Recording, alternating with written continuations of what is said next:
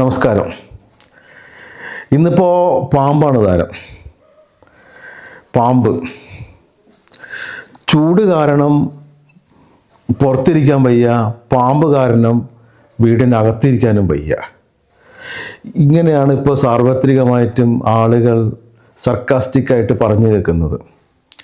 ഇതിൽ എന്തെങ്കിലും വാസ്തവമുണ്ടോ? നമുക്ക് ഒന്ന് ഓട്ടപ്രദക്ഷിണം വരാം. കാര്യമൊക്കെ ശരി, നല്ല ചൂടൊക്കെ തന്നെയാണ്. ആഗോളതാപനത്തിൻ്റെ ഫലമായിട്ട് അതികഠിനമായ ചൂടിലൂടെയാണ് ഇപ്പോൾ കേരളീയ സമൂഹം കടന്നു പോകുന്നത്. ഏകദേശം ഒരു 40 ഡിഗ്രിയോളം അടുത്തു പാലക്കാടൊക്കെ രേഖപ്പെടുത്തിയിരിക്കുന്നത് അത്രയുമാണ്. അപ്പോൾ ഈ കൊടിയ താപം, ഈ അസഹ്യമായ താപത്തിൽ മനുഷ്യരെല്ലാവരും തന്നെ പുറത്തേക്ക് ഇറങ്ങാതെ AC-യുടെ തണുപ്പിനകത്ത് ഒതുങ്ങിക്കൂടുന്ന പരക്കം പായുന്നൊരു സമയമാണത്. അപ്പോൾ പിന്നെ ഒരു ശീതരക്തജീവിയായ പാമ്പിൻ്റെ കാര്യം പറയണോ? പാമ്പ് എന്ന് പറഞ്ഞാൽ ഇത് എലിയൊക്കെ ഉണ്ടാക്കുന്ന മാളത്തിനകത്ത് ഒരു ശീതളിമയായ ഒരു അന്തരീക്ഷത്തിൽ ചടഞ്ഞുകൂത്തി അടങ്ങിയിരിക്കുന്ന ഒരു ജീവിയാണ് പാമ്പ്. ഈ അതികഠിനമായ ചൂട് പാമ്പിനെ മാളത്തിൽ നിന്ന് പുറത്തേക്ക് ചാടിക്കാൻ പ്രേരിപ്പിക്കുന്നു എന്ന് പറഞ്ഞാൽ അത് അനിഷേധ്യമായ വസ്തുത തന്നെയാണ്. അവയ്ക്ക് ചൂട് സഹിക്കാൻ പറ്റില്ല. അപ്പോൾ ഒരു തണുപ്പ് തേടി അത് മാളത്തിൽ നിന്നും പുറത്തേക്ക് ഇറങ്ങും. പിന്നെ അതിൻ്റെ പ്രയാണം മുഴുവനും തണുപ്പ് എവിടെ എന്നുള്ള ഒരു പ്രയാണത്തിലാണ് പോയിക്കൊണ്ടിരിക്കുന്നത്. ഈ തണുപ്പ് തേടി പോയി അവസാനം ഇത് ചെന്നെത്തുന്നത് ഒരു ചെടിച്ചട്ടിയുടെ ഇടയിലോ വീടിനകത്തോ അല്ലെങ്കിൽ വിറകിൻ്റെ ഇടയിലോ അല്ലെങ്കിൽ കല്ലുകൾ അടുക്കി വച്ചിരിക്കുന്ന സ്ഥലത്തോ ഒക്കെ എവിടെയാണ് ഒരു ശീതളിമ ഇതിന് അനുഭവപ്പെടുന്നത്, ആ സ്ഥലത്താണ് ഈ പാമ്പ് സാർവത്രികമായിട്ട് ചെന്നിരിക്കുന്നത്. ഇത് പാമ്പിൻ്റെ ഒരു അടിസ്ഥാന പ്രകൃതമാണത്. അവ നമ്മളെ ഒരു ഉഷ്ണരക്ത ജീവിയല്ല, തണുത്ത രക്തമുള്ള ജീവിയാണത്. അപ്പോൾ ഒന്നാമത്തെ കാരണം അത് അനിഷേധ്യമായ വസ്തുതയാണ്. ഈ അസഹ്യമായ പൊരിഞ്ഞ ചൂടിൽ മാളത്തിനകത്ത് ചൂട് എത്തി അവയെ അലോരസപ്പെടുത്തുമ്പോൾ ഇവ സ്വാഭാവികമായിട്ടും മാളത്തിൻ്റെ പുറത്തേക്ക് ചാടും. പക്ഷേ ഇത് ഒന്നാമത്തെ കാരണം. ഇനി മറ്റു പല കാരണങ്ങൾ കൂടിയുണ്ടോ? മറ്റു പല കാരണങ്ങളിലേക്ക് നമ്മൾ ഒന്ന് ചൂഴ്ന്നിറങ്ങുമ്പോഴാണ് ഒരു ചില യാഥാർത്ഥ്യങ്ങൾ നമുക്ക് മനസ്സിലാക്കാൻ പറ്റുന്നത്. അടുത്ത് ഞാൻ കേൾക്കുന്നത് ഈ പാമ്പ് പിടുത്തക്കാരുണ്ട്. അത് വ്യാജമായ രീതിയിൽ പാമ്പ് പിടിക്കാൻ വരുന്ന ആളുകളുണ്ട്. അംഗീകൃതമായിട്ട് ഫോറസ്റ്റ് ഡിപ്പാർട്ട്മെൻറ്റിൻ്റെ ഒക്കെ കെയർ ഓഫിൽ പാമ്പ് പിടിക്കാൻ വരുന്ന ആൾക്കാരുണ്ട്. ഇവർ പല നാടുകളിൽ നിന്നൊക്കെ പാമ്പിനെ പിടിച്ച് ഇവർ ഡിസ്പോസ് ചെയ്യുന്നത് അതിൻ്റെ ആവാസ വ്യവസ്ഥയിലേക്ക്, അതായത് കാടിനകത്തേക്ക് കളയണമെന്നാണ്, ഉപേക്ഷിക്കണമെന്നാണ് അതാണ് ചട്ടം പറയുന്നത്. പക്ഷെ ഇവർ പോണ വഴിക്ക് ചിലർ, എല്ലാവരും എന്ന് ഞാൻ പറയുന്നില്ല, ചിലർ ഈ കാടിനകത്തേക്ക് പോയി മെനക്കെടാനോ ഇത് കൊണ്ട് കളയാനോ തയ്യാറാവാതെ പോകുന്ന വഴി വരെ തോട്ടിൽ കൊണ്ട് ഉപേക്ഷിക്കില്ല എന്നാര് കണ്ടു? അങ്ങനെ ഉപേക്ഷിക്കപ്പെട്ട പാമ്പ് എഴഞ്ഞ് അത് അടുത്തുള്ള മനുഷ്യർ ജീവിക്കുന്ന സ്ഥലത്തേക്ക് വരാനിടയായാൽ ഇവിടെ രണ്ടാമത്തെ കാരണമായിട്ട് അങ്ങനെ കാണാൻ പാടില്ലേ? ഇത് നടക്കുന്നില്ല എന്നല്ല, നടക്കാൻ സാധ്യതയുണ്ട് എന്നുള്ളതാണ്. ഇത് പരിശോധിക്കപ്പെടേണ്ടതാണ്, അന്വേഷിക്കപ്പെടേണ്ടതാണ്. മൂന്നാമത്തെ കാരണമായിട്ട് ഞാൻ കാണുന്നത്, പാമ്പിന് നമ്മളെപ്പോലെ വിശപ്പും ദാഹമൊക്കെ ഇല്ലേ? അപ്പോൾ ഇത് മാളത്തിൽ നിന്ന് പുറത്തേക്ക് ഇറങ്ങുന്നത് ഇര തേടിയാണ്. ഇതിന് ഭക്ഷണം കഴിക്കണം. സ്വാഭാവികമായും എലി, പാറ്റ, പല്ലി, തവള ഇതൊക്കെയാണ് സാധാരണയായിട്ട് കേരളത്തിലെ പാമ്പുകൾ ആഹരിക്കുന്നത്. എലി പോകുന്ന വഴി, എലിയുടെ കാഷ്ടം, മൂത്രം അങ്ങനെയുള്ള സംഭവങ്ങളൊക്കെ ഗ്രഹിച്ചുകൊണ്ടാണ് ഇത് എലിയുടെ പിന്നാലെ അനുധാവനം ചെയ്യുന്നത്, ഭക്ഷണം തേടി പോകുന്നത്. അപ്പോൾ അങ്ങനെ പോകുന്ന വഴി ഓരോ വീടുകളിലും എത്തിപ്പെട്ടിട്ടുണ്ടെങ്കിൽ അവിടെയാണ് പിന്നെ അപകടം നമുക്ക് തിരിച്ചറിയാൻ പറ്റുന്നത്. നമ്മളിത് ചർച്ചയ്ക്കെടുക്കുമ്പോൾ തന്നെ ഒരുപാട് കുട്ടികൾ പാമ്പ് കടിയേറ്റിട്ടുണ്ട്. ഒരു കുട്ടി മരണപ്പെട്ടു പോയി ചിറയൻകീഴങ്ങോട്ടും. പിന്നെ ഒരു കുട്ടി ICUവിൽ കിടക്കുകയാണ്. അപ്പോൾ ഈ ഒരു പശ്ചാത്തലത്തിലാണ് നമ്മൾ ഈ പാമ്പിൻ്റെ പറ്റി കൂടുതൽ ആഴത്തിൽ മനസ്സിലാക്കാൻ ശ്രമിക്കുന്നത്. അപ്പോൾ ഈ പാമ്പ് വീടുകളിലേക്ക് ഇങ്ങനെ കയറി വന്ന് സാധാരണ താഴെയാണ് കുട്ടികൾ കിടന്നുറങ്ങിയത്. അപ്പോൾ ഇത് സ്വാഭാവികമായിട്ടും തലേണയുടെ അടിയിലൊക്കെ വന്ന് ഇരുന്ന് ഇത് കുട്ടികളെ കടിക്കുകയാണ് ഉണ്ടായത് എന്നാണ് ഞാൻ മനസ്സിലാക്കുന്നത്. അപ്പോൾ ഈ പാമ്പ് ഇങ്ങനെ കിടക്കും, ഇങ്ങനെ ഓരോ ഭാഗങ്ങളിലായിട്ട് സഞ്ചരിച്ച് അതൊരു സ്ഥലത്ത് ഇരിക്കുന്ന ഒരു സാഹചര്യം നമുക്ക് ഉണ്ടാക്കാതിരുന്നൂടെ? ഉദാഹരണം പറഞ്ഞാൽ ചെടിച്ചട്ടികൾ, ഇതൊക്കെ ഇവർ തണുപ്പ് തേടിയെത്തുന്ന പതുങ്ങിയിരിക്കുന്ന സ്ഥലങ്ങളാണ്. തണുപ്പ് നമ്മൾ വെള്ളമൊഴിക്കും, ചെടിച്ചട്ടിയിൽ വെള്ളമൊഴിക്കും, ചുറ്റും തണുപ്പുണ്ട്, ആ തണുപ്പിൽ വരും. പിന്നെ വിറകിൻ്റെ പുര, അവിടെ തണുപ്പ് കിട്ടും, അവർ വന്നിരിക്കും. പിന്നെ ഈ പറഞ്ഞ പോലെ ഉള്ള കല്ലുകളുടെയൊക്കെ ഇടയിൽ വന്നിരിക്കും. അപ്പോൾ ഇത്തരം സാഹചര്യങ്ങൾ, ഇത്തരം പാമ്പുകൾക്ക് ഇരിക്കാനും ഒളിച്ചിരിക്കാനും തണുപ്പിൽ ഇരിക്കുവാനുമുള്ള വീടിൻ്റെ പരിസരം വൃത്തിയാക്കുക എന്നുള്ളതാണ് ഏറ്റവും അടിസ്ഥാനപരമായിട്ട് ചെയ്യേണ്ടത്. പിന്നെ എന്ന് പറഞ്ഞു കഴിഞ്ഞാൽ വീടിൻ്റെ അകത്തേക്ക് ഇത് കയറാതെ എല്ലാ ഹോളുകളും അടയ്ക്കുക, ജനലൊക്കെ അടച്ചിടുക.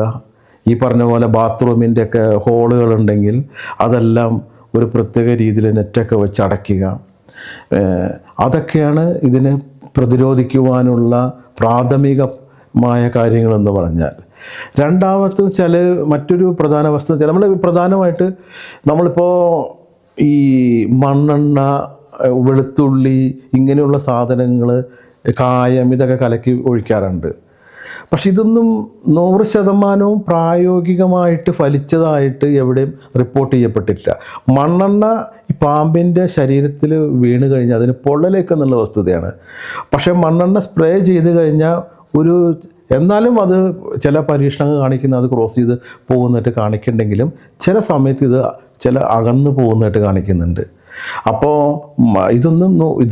ഇത്തരം കാര്യങ്ങളെക്കാളും ഉപരിയായി പാമ്പിന് നമ്മുടെ വീടിൻ്റെ പരിസരത്തേക്ക് ഇരുത്താൻ കണക്കാക്കുന്ന വിധത്തിലുള്ള സൗകര്യങ്ങൾ ചെയ്തു കൊടുക്കാതിരിക്കുക എന്നുള്ളതാണ്. അപ്പോൾ പാമ്പ് ഈ പറഞ്ഞ പോലെ പരിസരം ശുചീകരണം, പരിസരം വൃത്തിയാക്കുക, മതിൽ കെട്ടാൻ സാധിക്കുമെങ്കിൽ മതിൽ കെട്ടുക. അപ്പോൾ ഈ സാധനം അകത്ത് കയറാതെ ഒരു പരിധി വരെ നമുക്ക് സംരക്ഷിക്കാൻ പറ്റും.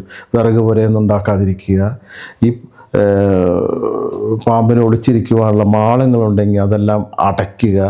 ഇതൊക്കെയാണ് പ്രധാനമായിട്ട് ചെയ്യേണ്ടത്. പിന്നെ പാമ്പിനെ സംബന്ധിച്ചിടത്തോളം പാമ്പ് അഥവാ കടിച്ചാൽ, ഈ നാഗദംഷ്ടം ഉണ്ടായാൽ, യാദൃച്ഛികമായിട്ട് കുട്ടികളെയാണ് ഇത് ഓടിക്കളിക്കുന്ന കുട്ടികളൊക്കെ ഉണ്ടെങ്കിൽ അതിനൊക്കെയാണ് പാമ്പ് അങ്ങനെ കടിക്കുന്ന, മനുഷ്യനെ ഓടി വന്ന് കടിക്കുന്ന ജീവിയേ അല്ല.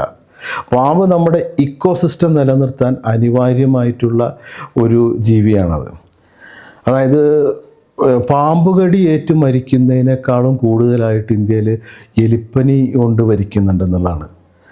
പിന്നെ അതുകൊണ്ട് തന്നെ എലിയുടെ വംശവർദ്ധനവും ഉണ്ടാവാതെ പരിരക്ഷിക്കുന്നത് ഈ പാമ്പാണ്.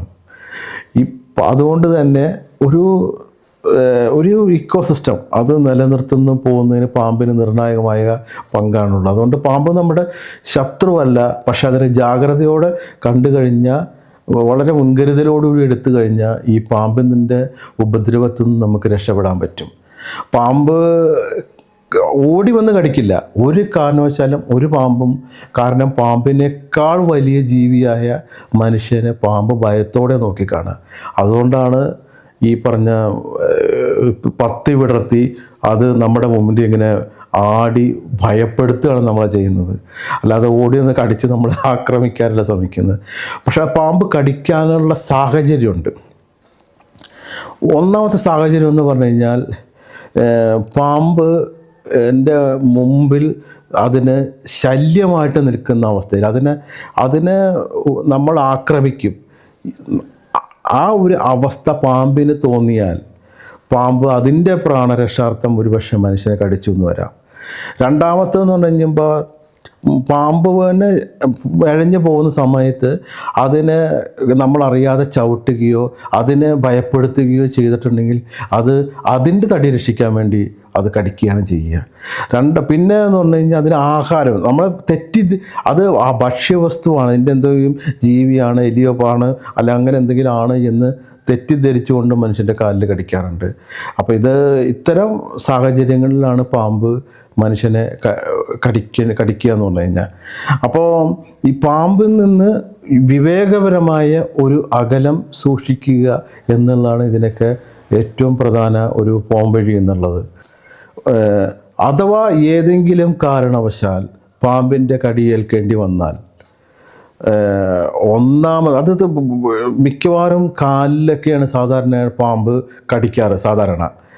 അപ്പോൾ കടിയേൽക്കേണ്ടി വന്നാൽ ചെയ്യേണ്ട ഒന്നാമത്തെ കാര്യം, വളരെ പ്രധാനപ്പെട്ട കാര്യമാണ്, ആ വ്യക്തിയെ പാനിക്കാക്കരുത്, ഭയപ്പെടുത്തരുത് എന്നുള്ളത്.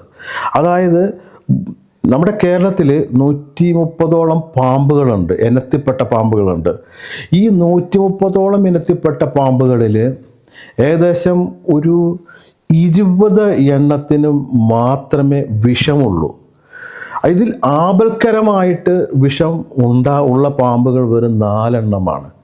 അപ്പോൾ അത് മനസ്സിലാക്കിക്കൊണ്ട് എല്ലാ പാമ്പിൻ്റെ കടിയും വിഷകരമല്ല എന്ന് ഇയാളെ പറഞ്ഞ് ആ സമയം ബോധ്യപ്പെടുത്തി ഇയാളെ ഭയം ചികിതനാക്കാതെ സമാശ്വസിപ്പിക്കുക എന്നുള്ളതാണ് ഏറ്റവും പ്രധാന കാര്യം എന്ന് പറയുന്നത്.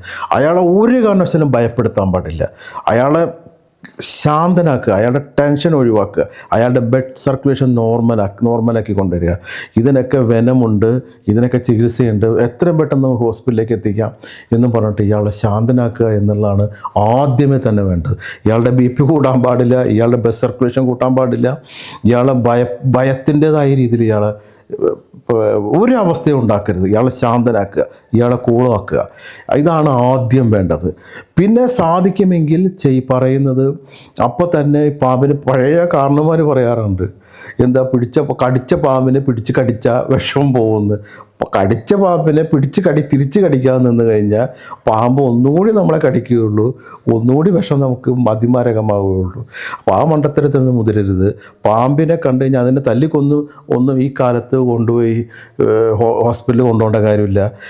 പാമ്പിൻ്റെ ഒരു ഫോട്ടോ, അപ്പോൾ ഏത് തരം പാമ്പാണ് കടിച്ചത് എന്ന് തിരിച്ചറിയാൻ വളരെ എളുപ്പം ഡോക്ടർമാർക്ക് ആകാൻ വേണ്ടിയിട്ടാണ് പാമ്പും എല്ലാവരും മൊബൈലുണ്ട്. ഈ മൊബൈൽ ഫോണും കൊണ്ട് കടിച്ച പാമ്പിൻ്റെ ചിത്രമെടുത്ത് ഡോക്ടറെ അടുത്ത് കാണിച്ചാൽ മതി. അപ്പോൾ ഒന്നാമത്തെ കാര്യം അയാളെ പാനിക്കാക്കാതിരിക്കുക. രണ്ടാമത്തെ കാര്യം, കഴിവതും ചിത്രം കിട്ടുമെങ്കിൽ അതിനെ തല്ലിക്കൊല്ലാനും ആക്രമിക്കാനും നിൽക്കണ്ട, അതിൻ്റെ ഫോട്ടോ എടുക്കാൻ സാധിക്കുമെങ്കിൽ ഫോട്ടോ എടുത്ത് കൈ പിടിക്കുക. മൂന്നാമത്തെ കാര്യം എന്ന് പറഞ്ഞാൽ വളരെ പ്രധാനപ്പെട്ട കാര്യമാണ്, ഇയാളെ സ്ട്രെയിൻ കൊടുക്കാതിരിക്കുക എന്നുള്ളത് വളരെ പ്രധാനപ്പെട്ട കാര്യമാണ്. ഇയാൾ ഒരു സ്ഥലത്ത് ഇരുത്താൻ പറ്റുമെങ്കിൽ ഇരുത്തുക. ഒരു കാരണവശാലും ഇയാളെ നടത്തിക്കാനോ ഓടിക്കാനോ ഇയാളെ മറ്റുള്ള രീതിയിൽ ഇയാൾക്ക് ആയാസകരമായിട്ടുള്ള രീതിയിൽ ഇയാളെ കൊണ്ടുവരാൻ കടത്ത പോലും ചെയ്യരുതെന്നാണ് പറയുന്നത്. ബ്ലഡ് സർക്കുലേഷൻ കൂട്ടുന്ന വിധത്തിൽ യാതൊരു പ്രവൃത്തിയും ഇയാളെ കൊണ്ട് ചെയ്യിക്കരുത്. കഴിവതും അവിടെ തന്നെ ഇരുത്തി എത്രയും പെട്ടെന്ന്, ഇപ്പോൾ സർപ്പ ആപ്പൊക്കെ ഉണ്ട്, എവിടെയാണ് ആൻറ്റിവെനം കിട്ടുന്നത് എന്ന് ആ ആപ്പിലൂടെ തന്നെ, അല്ലെങ്കിൽ തന്നെ 108 ആംബുലൻസിലേക്ക് വിളിക്കുക. 108 ആംബുലൻസിലേക്ക് വിളിക്കുമ്പോൾ തന്നെ അവർക്ക് എവിടെയാണ് ഈ ആൻറ്റിവെനം ഉള്ളത് ഹോസ്പിറ്റലുകൾ എന്ന് അവർക്ക് ഡയറക്ഷൻ ലിസ്റ്റ് കൊടുത്തിട്ടുണ്ട്. അവരിത് എത്രയും പെട്ടെന്ന് തന്നെ ഈ ആംബുലൻസിൽ ഇയാളെ ഹോസ്പിറ്റലിലേക്ക് എത്തിക്കുക എന്നുള്ളതാണ്. ഹോസ്പിറ്റലിലേക്ക് എത്തിക്കാൻ ഒരു നിമിഷം പോലും വൈകാൻ പാടില്ല. ഈ ആൻറ്റിവെനം എന്ന് പറയുന്ന സാധനം ഹോസ്പിറ്റലിലേക്ക് ഈ കൊണ്ടു ചെന്ന് കഴിഞ്ഞാൽ അവർ കൊടുക്കും. അപ്പോൾ ഇപ്പോൾ ഇന്ത്യയെ സംബന്ധിച്ചിടത്തോളം ഒരുമാതിരി എല്ലാ പാമ്പിനും ഒരു ആൻറ്റിവെനം, ഒരൊറ്റ ആൻറ്റിവെനം തന്നെയാണ് കൊടുക്കുന്നത്. പക്ഷേ ഓസ്ട്രേലിയയിൽ അങ്ങനെയല്ല, ഓരോ പാമ്പിനും വ്യത്യസ്തമായിട്ടുള്ള ആൻറ്റിവെനമാണ് അവർ കൊടുക്കുന്നത്. അതുകൊണ്ട് കടിച്ച പാമ്പിൻ്റെ വ്യത്യസ്തത അവരെ ധരിപ്പിക്കണം നമ്മൾ. പക്ഷേ ഇവിടെ ഈ ആൻറ്റിവെനം കൊടുക്കുമ്പോൾ തോന്നിയ പോലെ ഒന്നും ആൻറ്റിവെനം കൊടുക്കൂല. ആ പാമ്പ് ആണ് എന്ന്, അതായത് എല്ലാ ഹോസ്പിറ്റലിലും ആൻറ്റിവെനം ഇല്ല. ആൻറ്റിവെനം ഉള്ള ഹോസ്പിറ്റലുകളിൽ അതിൻ്റേതായിട്ടുള്ള സൗകര്യങ്ങൾ ഉണ്ടാവും എന്നുള്ളതാണ്. ഇപ്പോൾ ആൻറ്റിവെനം കൊടുക്കുമ്പോൾ തന്നെ പലപ്പോഴും പല ആളുകൾക്കും അറ്റാക്കൊക്കെ വരാറുണ്ട്. അതിനെ പ്രതിരോധിക്കാനുള്ള സംവിധാനം വേണം, വെന്റിലേഷൻ കൊടുക്കാനുള്ള സൗകര്യം വേണം. ഇതെല്ലാം ഒരുപാട് കാര്യങ്ങൾ ആൻറ്റിവെനം നൽകേണ്ട വ്യക്തിക്ക് പ്രിക്കോഷൻസ് ചെയ്യേണ്ട ഒരുപാട് കാര്യങ്ങളുണ്ട്. മെഡിക്കൽ പ്രോട്ടോക്കോളൊക്കെ ഒരുപാടുണ്ട്. അപ്പോൾ അതിൻ്റെ അടിസ്ഥാനത്തിൽ അങ്ങനെയുള്ള സൗകര്യമുള്ള ഹോസ്പിറ്റലുകളിൽ മാത്രമേ കൊണ്ടെത്തിക്കാവൂ. അപ്പം ഒരു ഡോക്ടറും പെട്ടെന്ന് എൻ്റെ പാമ്പ് കടിയാണെന്ന് പറഞ്ഞ് ഉടനെ തന്നെ ആൻറ്റിവെനം എടുത്ത് കൊടുക്കില്ല. ആൻറ്റിവെനം എന്ന് പറഞ്ഞ സാധനം അത്യന്തം അപകടകാരിയായ ഒരു സാധനമാണത്.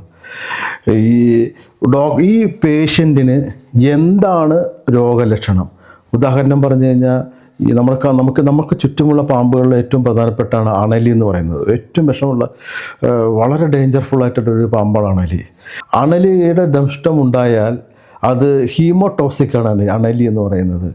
അത് നമ്മുടെ രക്തക്കുഴലുകൾക്ക് വല്ലാത്തൊരു ബുദ്ധിമുട്ട് പൊട്ടുകയും അവിടെ കണ്ണിൽ കൂടിയും മൂക്കിൽ കൂടിയും വായക്കൂടിയൊക്കെ രക്തം വരികയും രക്തത്തിൻ്റെ പ്രവാഹം എങ്ങനെ ഉണ്ടാവും എന്നുള്ളതാണ്. അതായത് മനുഷ്യൻ്റെ ബ്ലഡ് കട്ട പിടിക്കുവാനുള്ള ഒരു ടെൻഡൻസി നഷ്ടപ്പെടും ഈ അണലിയുടെ ദംശനം ഉണ്ടായാൽ. അപ്പോൾ അത് ഡോക്ടേഴ്സ് എന്തെന്ന് വെച്ചാൽ നമ്മളിന്ന് ബ്ലഡ് എടുത്തുകൊണ്ട് ഒരു ടെസ്റ്റ് ട്യൂബിൽ അത് കോട്ട് ചെയ്യാൻ ഒരു 20 മിനിറ്റോളം സമയം കൊടുക്കും. അപ്പോൾ ഇത് കോട്ട് ചെയ്യുന്നു എങ്കിൽ അണലിയല്ല കടിച്ചത്. കോട്ട് ചെയ്യുന്നില്ല, അത് കട്ട പിടിക്കുന്നില്ല എങ്കിൽ അപ്പോൾ തന്നെ അവർക്ക് മനസ്സിലാക്കാൻ പറ്റും ഇത് പാമ്പിൻ്റെ ദംഷ്ടം ഉണ്ടായിട്ടുണ്ട്. ചില പാമ്പിൻ്റെ വിഷം ശരീരത്തിൽ ഏക്കണം. ഞാൻ നേരത്തെ പറഞ്ഞു എല്ലാ പാമ്പുകൾക്കും വിഷമില്ല, കടിക്കുന്ന എല്ലാ പാമ്പുകൾക്കും വിഷം ഉണ്ടാവണമെന്നില്ല. ഈ പറഞ്ഞ പോലെ കേരളത്തിലെ ബഹുഭൂരിപക്ഷം പാമ്പുകൾക്കും വിഷമില്ലാത്തതാണ്. ഈ പാമ്പുകൾ നമുക്ക് വിഷം ഉള്ളിലേക്ക് ഏൽപ്പിക്കത്തക്ക വിധം കടിക്കണമെന്നില്ല. അത് ഡ്രൈ ബൈറ്റ്സ് എന്നൊക്കെയാണ് പറയുന്നത്. അതായത് അവർ പല്ലുകൊണ്ട് ചിലപ്പോൾ കോരി നമ്മളെ ഭയപ്പെടുത്താൻ വേണ്ടിയിട്ട് പല്ലുകൊണ്ട് ചിലപ്പോൾ കോറാം. അപ്പോൾ അതുവഴി ബ്ലഡ് ആ ഡ്രൈ ബൈറ്റ്സ് ഉണ്ടാകുന്ന കെട്ടെന്ന് പറഞ്ഞു കഴിഞ്ഞാൽ വിഷപ്പാമ്പാണെങ്കിൽ പോലും ഡ്രൈ ബൈറ്റ്സ് ഉണ്ടാകുന്നത് അവ ഇരയെ ഭക്ഷിച്ച ശേഷം അവർക്കിനി ഇര വേണ്ട എന്നുള്ള അവസ്ഥയിൽ അവർ ആ സമയത്ത് കടിക്കുന്ന കടികളിലൊന്നും വിഷം അങ്ങനെ ശരീരത്തിലേക്ക് ഏൽക്കണമെന്നില്ല. വളരെ വിഷമാണെങ്കിലും ഈ പാമ്പ് വളരെ കരുതലോടുകൂടി തന്നെയാണ് അത് ഉപയോഗിക്കുന്നത്. അപ്പോൾ അതുകൊണ്ട് ചിലപ്പോൾ വിഷമുണ്ടാകണമെന്നില്ല. ഈ വിഷം നമ്മുടെ ശരീരത്തിൽ കയറാതിരിക്കുന്ന ഒരു സാഹചര്യത്തിൽ ഈ മെഡിക്കൽ ട്രീറ്റ്മെൻറ്റിൽ ആൻറ്റിവെനം കൊടുത്താലുണ്ടാകുന്ന ബുദ്ധിമുട്ടുകൾ അതീവ ഗൗരവകരമാണ്. ആ രോഗിയുടെ മരണം വരെ സംഭവിക്കാൻ സാധ്യതയുണ്ട്. അതുകൊണ്ടാണ് ഡോക്ടേഴ്സ് ആദ്യമേ തന്നെ നമ്മുടെ ശരീരത്ത് പാമ്പ് കടിച്ചിട്ടുണ്ടോ എന്ന് ചില പരീക്ഷണങ്ങളിലൂടെ അവർ ചില ടെസ്റ്റുകളിലൂടെയൊക്കെ അവർ മനസ്സിലാക്കിയെടുക്കുന്നത്. പിന്നെ മറ്റൊരു രണ്ടാമത്തെ ഒരു വിഭാഗത്തിൽപ്പെടുന്ന പാമ്പാണ് ശംഖുവരയൻ. അങ്ങനെയൊക്കെ തുടങ്ങിയ കുറച്ച് പാമ്പുകളുണ്ട്. ഈ പാമ്പിൻ്റെ പ്രത്യേകത എന്ന് പറഞ്ഞു കഴിഞ്ഞാൽ, ഇത്തരം കാറ്റഗറിപ്പെടുന്ന പാമ്പിൻ്റെ പ്രത്യേകത എന്ന് പറഞ്ഞു കഴിഞ്ഞാൽ ഇതിൻ്റെ പല്ല് വളരെ ചെറുതായിരിക്കും. അപ്പോൾ ഇത് മാരകമായ വിഷം ഏൽപ്പിച്ചിട്ടുണ്ടെങ്കിൽ നമ്മളത് അറിയില്ല. ആ കടിക്കുന്ന ഭാഗം മരവിച്ച് പോയി നമ്മളത് സാധാരണയായിട്ട് പെട്ടെന്ന് അറിയാൻ പറ്റില്ല. അപ്പോൾ അവിടെ വലിയ കാര്യമായ പ്രശ്നങ്ങളൊന്നും കാണിക്കില്ല.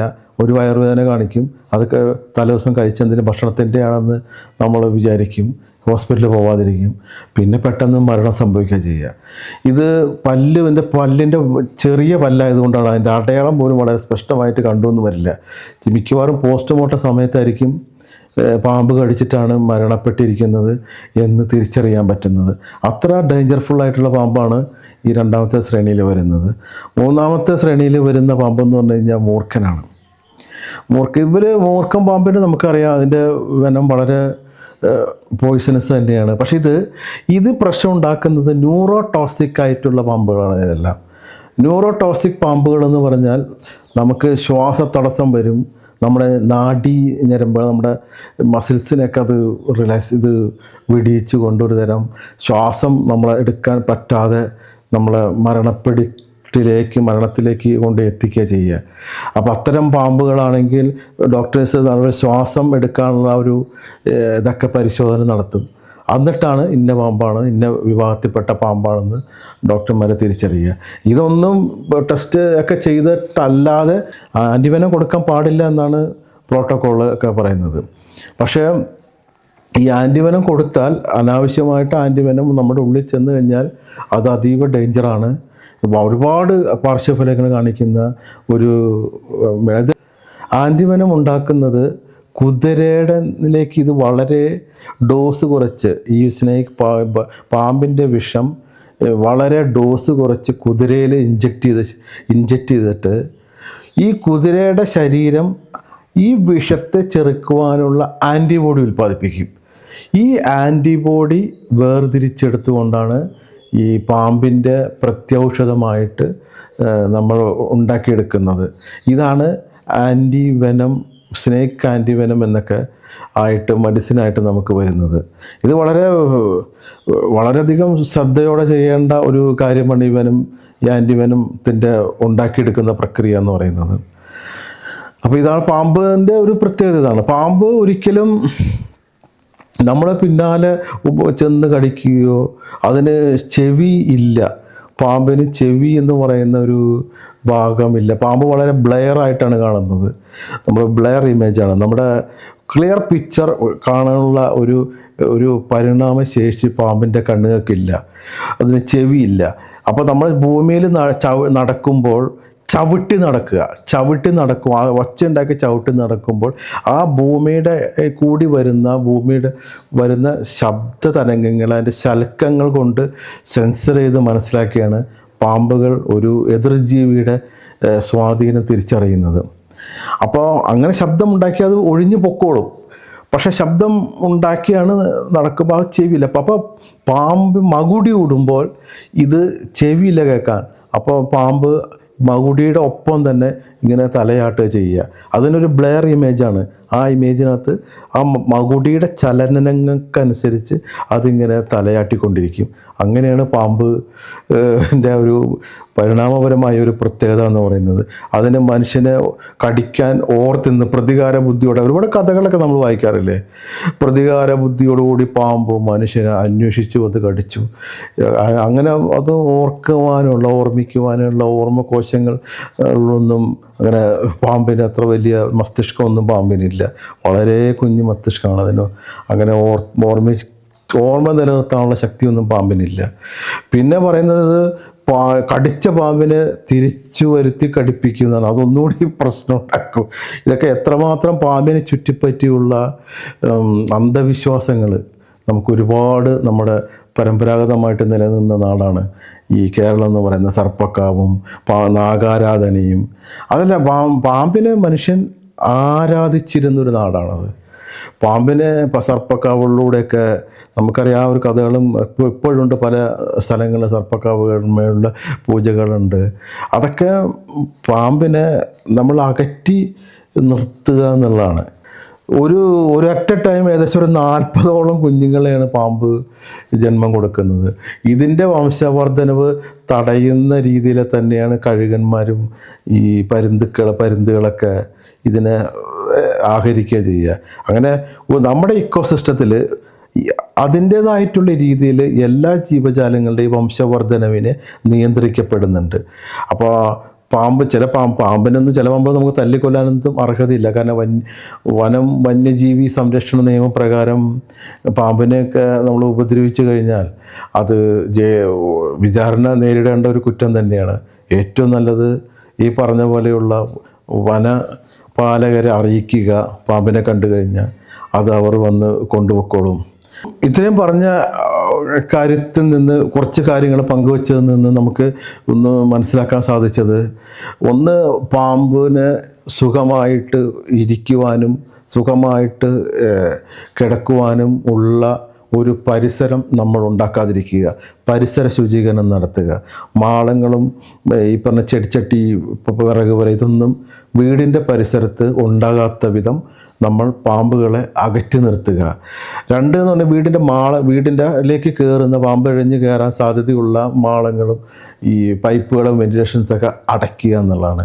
പിന്നെ അഥവാ പാമ്പിൻ്റെ കടി കിട്ടിയാൽ നമ്മൾ ചെയ്യേണ്ട കാര്യങ്ങൾ വളരെ ശ്രദ്ധാപൂർവം ചെയ്യുക. ആ രോഗി ഒരു കാരണവശാലും പാനിക്കാക്കരുത്. ഈ പറഞ്ഞ പോലെ അടങ്ങാതിരുത്തുക. എത്രയും പെട്ടെന്ന് ഈ ആൻറ്റി വെനം കിട്ടുന്ന, നമ്മൾ പാമ്പിൻ്റെ ആൻറ്റി വെനം എന്നാണ് പറയുക, വെനം എന്നാണ് പറയുക, വിഷം എന്നല്ല. പാമ്പിൻ്റെ വിഷം നമുക്ക് കഴിച്ചു കഴിഞ്ഞാൽ നമുക്കൊരു സംഭവിക്കില്ല, പക്ഷേ നമ്മുടെ വയറിനകത്ത് മുറിവൊന്നും ഇല്ലെങ്കിൽ ഇത് രക്തത്തിലേക്ക് കളരുമ്പോഴാണ് ഇതിന് വിഷമായിട്ട് മാറുന്നത്. അതുകൊണ്ട് തന്നെ ഇതിനെ പാമ്പിൻ്റെ വിഷത്തിന് വിഷമായിട്ടല്ല, പോയിസണായിട്ടല്ല മെഡിക്കൽ സയൻസിൽ രേഖപ്പെടുത്തുന്നത്, അതൊരു വെനമായിട്ടാണ്. ഇത് ആൻറ്റി വെനം കിട്ടുന്ന ഹോസ്പിറ്റലിൽ എവിടെയാണോ അവിടെ തന്നെ വേണം പാമ്പിന് ചികിത്സിക്കുവാൻ, പാമ്പ് കടിക്ക് ചികിത്സിക്കുവാൻ പര്യാപ്തമായി ഏറ്റവും നല്ല ഹോസ്പിറ്റൽ, അടുത്തുള്ള ഹോസ്പിറ്റലിൽ വേണം പേഷ്യൻറ്റിനെ കൊണ്ടെത്തിക്കുവാൻ. പാമ്പിൻ്റെ അടുത്ത് ഇങ്ങനെ കളിപ്പിക്കാനോ പാമ്പിൻ്റെ അടുത്ത് പോകാനോ, പാമ്പിനായിട്ട് ഒരു പ്രത്യേക വിധത്തിൽ അതിൻ്റെയൊക്കെ തലയിലൊക്കെ പോയി ഇങ്ങനെ സ്പർശിക്കുന്ന ആളുകളൊക്കെ ഉണ്ട്. അതൊന്നും അതിസാഹസമാണ്, ജീവൻ പോണ കാര്യമാണ്. പിന്നെ എന്ന് പറഞ്ഞു കഴിഞ്ഞാൽ നമുക്കറിയാം, ഈ കിങ് കോബ്രയെ പറ്റി കേട്ടിട്ടുണ്ട്. ഈ സാധനം കടിച്ചാൽ, കിങ് കോബ്ര കടിച്ചാൽ ഇന്ത്യയിലും മെഡിസിൻ ഇല്ല. ഇന്ത്യയിലെന്നല്ല, ഒരു രാജ്യത്തും, ഇപ്പോൾ തായ്ലൻഡിൽ ഒഴികെ ഇതിന് മെഡിസിനേ ഇല്ല. അതിന് ആൻറ്റിവെനം എന്നുള്ള സാധനം കിങ് കോബ്രയ്ക്കില്ല. കിങ് കോബ്ര കടിച്ചതാണ്ട് 15 മിനിറ്റിനുള്ളിൽ ആൾ മരിച്ചു പോകും, മരണം സുനിശ്ചിതമാണ്. അത്രമാത്രം അപകടകാരിയാണ് കിങ് കോബ്ര എന്ന് പറഞ്ഞാൽ, രാജവെമ്പാല എന്ന് പറയുന്നത്. ഇത് തായ്ലൻഡിൽ മാത്രമേ ഇതിന് ആൻറ്റിവെനം ഉള്ളതായിട്ട് ഉള്ളത്. അപ്പോൾ അതുകൊണ്ട് തന്നെ കിങ് കോബ്രയുടെ അടുത്ത് കളിക്കാനോ അതിനെ പോയി മെക്കെട്ട് കയറാനോ ഒന്നും പോകരുത്. കാടുകളിലൊക്കെ സഞ്ചരിക്കുമ്പോൾ ശ്രദ്ധിക്കുക. ഇതൊക്കെ തന്നെയാണ് പാമ്പിൻ്റെ കാര്യത്തിൽ പിന്നെ നമുക്ക് പറയാനുള്ള ഏറ്റവും പ്രധാന വസ്തുതകൾ. ന്യൂറോടോക്സിക്കാണ് പാമ്പുകളുണ്ട്, പിന്നെ ഹീമോടോക്സിക് ആയിട്ടുള്ള പാമ്പുകളുണ്ട്. ഇത് 2 വിധത്തിലാണ് മനുഷ്യനെ ശരീരത്തിൽ ബാധിക്കുന്നത്. ഇത് പാമ്പിൻ്റെ കടി കൊണ്ടാൽ അത് 100% പാമ്പുകൾക്ക് കേരളത്തിൽ വിഷമില്ല. കേരളത്തിൽ വിഷമുള്ള പാമ്പുകൾ വളരെ കുറച്ച് 4 എണ്ണം മാത്രമേ മാരകമായ മരണകാരണമായിട്ടുള്ള വിഷം ഏൽപ്പിക്കാൻ സാധിക്കുകയുള്ളൂ. ഇത് മരണകാരണമായ വിഷം ഏൽപ്പിക്കുക എന്ന് അണലിയുടെയൊക്കെ കടി കൊണ്ട് 1.5 കടി തന്നെയാണ്. അത് വിഷം ശരീരത്തിൽ ഏറ്റുകഴിഞ്ഞാൽ അത് അതിനരകീയമാവിധം നമ്മൾ അനുഭവിക്കുക തന്നെ വേണം. അതുകൊണ്ട് തന്നെ പാമ്പിൽ നിന്ന് ഒരു വിവേകപരമായ അകലം കാത്തു സൂക്ഷിക്കുക. അതാണ് ഇതിന് ഏറ്റവും നല്ലൊരു പ്രതിവിധി എന്ന് പറയുന്നത്. വന്നിട്ട് അത് ചികിത്സിക്കുന്നതിനേക്കാളും നല്ലത് വരാതിരിക്കാൻ ചില ജാഗ്രതകളും കരുതലുകളും നമ്മൾ സൂക്ഷിക്കുക. ഇതിന് വേണ്ടിയിട്ടാണ് ഞാൻ ഇത്രയും സംസാരിച്ചത്. ഞാനീ പറഞ്ഞതുകൊണ്ട് നിങ്ങൾക്ക് ആർക്കെങ്കിലും എന്തെങ്കിലും ഭാവിയിൽ പ്രയോജനമുണ്ടെങ്കിൽ അത് ഉണ്ടാകട്ടെ എന്നുള്ള ഉദ്ദേശമാണ്. കൂടുതൽ ഇതിൻ്റെ ആധികാരികതകളിലേക്കും ആഴങ്ങളിലേക്കും അറിയുന്നതിന് വേണ്ടി നല്ലൊരു വിഷ കൈകാര്യം ചെയ്യുന്ന ഡോക്ടർമാരെ, പാമ്പ് വിഷം കൈകാര്യം ചെയ്യുന്ന ഡോക്ടർമാരെ നിങ്ങൾ സമീപിക്കുക. സർപ്പ ആപ്പ് ഡൗൺലോഡ് ചെയ്തിരുമ്പോൾ അതിൽ തന്നെ ഒരുപാട് വിവരങ്ങൾ അതിനകത്ത് രേഖപ്പെടുത്തിയിട്ടുണ്ട്. അത് പരിശോധിക്കുക. എപ്പോഴും അതിനെക്കുറിച്ചൊരു ജാഗ്രത നമ്മൾ കാണിക്കണം. ഇത്രയും വസ്തുതകൾ നിങ്ങളോട് പറഞ്ഞുകൊണ്ട് ഞാൻ നിർത്തുന്നു. നന്ദി, നമസ്കാരം.